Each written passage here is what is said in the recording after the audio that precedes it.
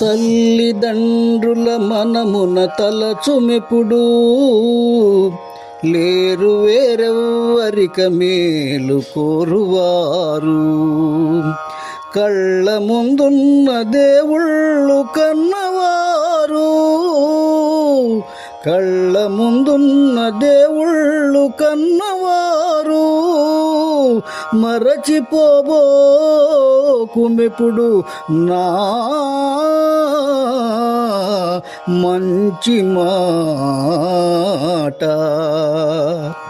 నీవెంత ఉన్నత స్థితిలో ఉన్నా, ఎట్టి పరిస్థితులలోనూ నిన్ను కనిపెంచి పోషించిన తల్లిదండ్రులను ఎప్పుడూ మర్చిపోకూడదు.